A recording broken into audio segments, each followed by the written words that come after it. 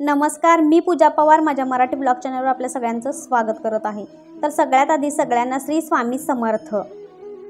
स्वामी तुम्हाला आनंदात सुखात हसत खेळत ठेवावेच ही स्वामीचरणी प्रार्थना।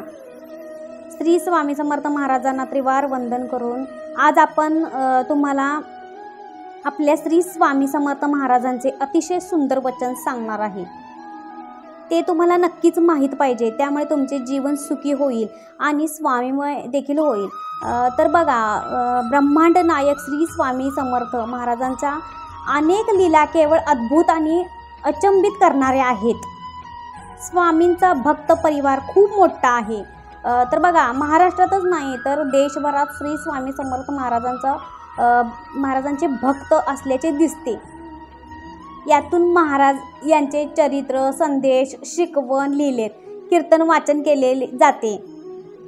स्वामी केंद्रात जाता आले नाही तरी ते घरी राहून स्वामींची पूजा, स्वामींच्या नामस्मरण, उपासना करत असतात।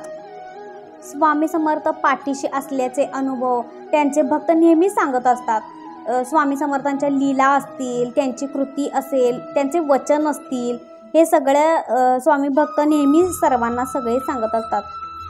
आता बघा, कायम समाज बोधप्रद ठरत असतात, त्यामुळे तुम्ही जर श्री स्वामी समर्थ महाराजांचे भक्त किंवा सेवेकरी असाल तर तुम्हाला स्वामींची सांगितलेली प्रत्येक बोधवचने ऐकली पाहिजेत।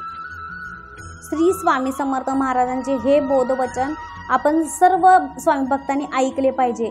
कोणावरही आलेली वाईट वेळ निघून जाते, पण जाताना चांगल्या लोकांचे खरे रूप दाखवून जाते। त्यामुळे कपडे कितीही साफ आणि चकाचक असले तरी वाईट आणि मळलेले चरित्र लपवू शकत नाही। त्यामुळे जीवनात प्रत्येक माणसाची कदर करायला शिका, कारण बघा, मनुष्य जन्म पुन्हा पुन्हा मिळत नाही आणि या जन्मातील माणसं पुन्हा पुन्हा भेटत सुद्धा नसतात। त्यामुळे आपण प्रत्येक कशी प्रेमाने वागले पाहिजे, आपण माणुसकी जपली पाहिजे। तर बघा, काही वेळा काय होतं, एखाद्या माणसाची प्रकृती बिघडली असेल तर त्या माणसाची प्रकृती औषधाने नव्हे तर त्यांना शाब्दिक आधाराने ठीक होते। म्हणून शब्दाला धार नको, आधार पाहिजे। आयुष्यात एखाद्याला रडवून तुम्ही कितीही पूजापाठ केले, होम हवन केले तरी काहीच फायदा होणार नाही।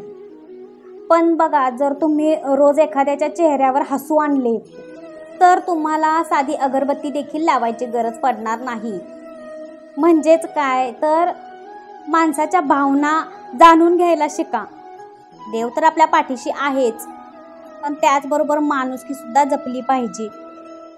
तर बघा, श्री स्वामी समर्थ महाराजांचे अतिशय सुंदर वचन तुम्ही जर ऐकले असेल आणि तुम्हाला कळले देखील असेल की आपल्या जीवनाचे काय महत्त्व आहे, आपण आपल्या जीवनाची किंमत करायला सुरुवात केली पाहिजे। कारण हे जीवन आणि आपल्या जीवनात आलेली अनेक माणसे, मग त्यामध्ये आपले नातेवाईक, आपली मित्रमंडळी असू देत, अगदी आपल्या जवळची माणसं असतील, ते परत परत पुन्हा पुन्हा भेटत नसतात।